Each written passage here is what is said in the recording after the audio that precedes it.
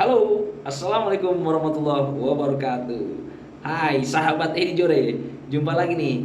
Kali ini saya ada satu cerita dari seorang teman. Jadi ini saya dapat ceritanya asli ini dari dia. Katanya ini pengalaman pribadinya yang gak bakal terlupakan. Karena ini sebuah pengalaman antara hidup dan matinya dia. Antara hidup dan matinya dia. Waduh. Tapi menurut saya malah endingnya lucu sih. Ceritanya malah lucu. Kalau penasaran teman-teman, yuk kita simak ceritanya berikut ini.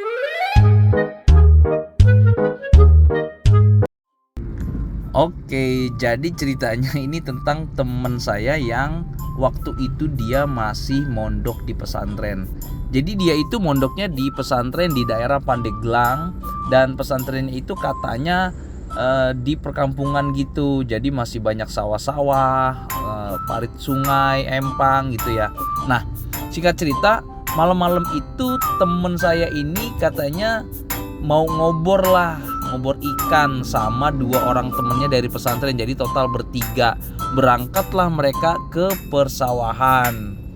Nah, di sana itu mereka awalnya nggak mau ambil ikan di empang warga karena memang mau cari ikan-ikan di tepi-tepi sawah gitu.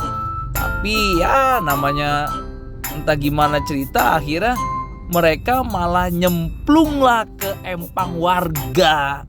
Apa? Temen saya kebagian megangin ikan di pinggir sawah, di pinggir empang. Dua orang temennya nyemplung ke dalam empang. Sebenarnya inilah dimulainya malapetaka dan kisah yang menegangkan. Jadi rupanya di sana itu udah banyak warga yang lagi nungguin di pinggiran empang sembunyi di semak-semak. Karena apa? Karena ternyata sebelumnya itu empang-empang warga udah sering dimaling orang. Ya salam. Malingnya ini pakai skema libur maling gitu ya. Maksudnya hari ini maling, malam ini maling, terus libur, terus maling lagi, terus libur lagi. Apa? Dan apesnya adalah itu hari jadwal maling yang sebenarnya beraksi. Tiba-tiba itu semua senter kan menyala kan, sama bunyi-bunyi ketong tong maling matiin naikkan maling maling. Waduh, sekuat tenaga itu tuh lari dari empang kan. Lucunya teman saya kan dia di atas ya, di atas empang. Begitu teman-temannya lari, dia malah ikutan nyemplung ke dalam empang. Padahal kan dia tinggal jalan aja, itu harusnya di pinggiran empang lari. Ini malah nyemplung dulu ke empang, ke dalam empang, terus baru lari gitu. Makanya aduh lucu banget. Nah itu anak-anak santri itu lari terbirit-birit.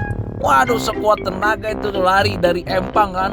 Nah mereka ini karena sudah panik, udah nggak mikirin ini deh, karena pasti kalau ketangkap jadi bulan-bulanan warga dan bisa jadi ini mati. Karena apa, warga itu udah ada bawa golok, bawa parang, udah bawa macem-macem deh ya. Akhirnya mereka lari lah, mereka berpencar lari ke hutan. Jadi masuk ke dalam hutan tuh. Nah begitu masuk ke dalam hutan kan gelap gulita. Teman saya ini cerita katanya saking gelapnya itu dia lari udah nggak peduli apa deh, lari sampai akhirnya dia kejedot pohon. Waduh, kejedot pohon. Terus kepalanya pusing dan dia akhirnya tengkurap tidur di semak-semak. Terus saya tanya tuh, terus warganya nggak ngejar lagi tuh?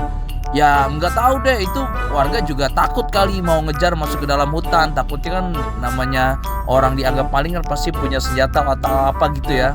Nah udah tuh, akhirnya begitu sudah nggak ada lagi riuh-riuh suara warga, mereka ini kan udah terpencar nih. Akhirnya mereka saling mencari tuh, bisik-bisik di mana gitu. Akhirnya udahlah mereka ketemu dan mereka baliklah ke pesantren. Kemudian sholat subuh seperti biasa. Dan paginya begitu dilihat kaki mereka itu katanya waduh, bentuknya udah bercorak-corak. Karena apa? Udah baret semua tuh, dari mulai paha sampai ke mata kaki ya. Karena kan mereka itu kesananya pakai kain sarung. Namanya santri kan, pakai sarung.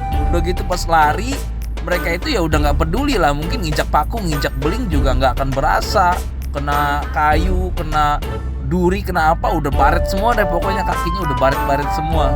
Tapi ya bersyukurlah karena mereka selamat kan, maksudnya nggak sampai ketangkep warga. Nah singkat cerita, ya udah kehidupan kembali normal nih. Teman saya ini memang ya biasa kan bergaul dengan masyarakat sekitar gitu kan. Nah rupanya pas lagi ngobrol-ngobrol siang itu sama masyarakat sekitar, warga itu cerita, tadi malam tuh kita orang ngejar maling semuanya, tapi malingnya nggak kena. Malingnya lari, itu malingnya sakti. Wah, dibilang malingnya sakti. Kenapa dibilang sakti? Karena katanya malingnya sakti bisa lari di atas air. Boro-boro bisa lari di atas air. Orang itu udah saking paniknya, udah gak mikirin apa-apa. Itu nginjek kiong juga gak berasa. Itu saking takut sama paniknya. Lari sekuat tenaga, jadi bukan sakti. Masya Allah.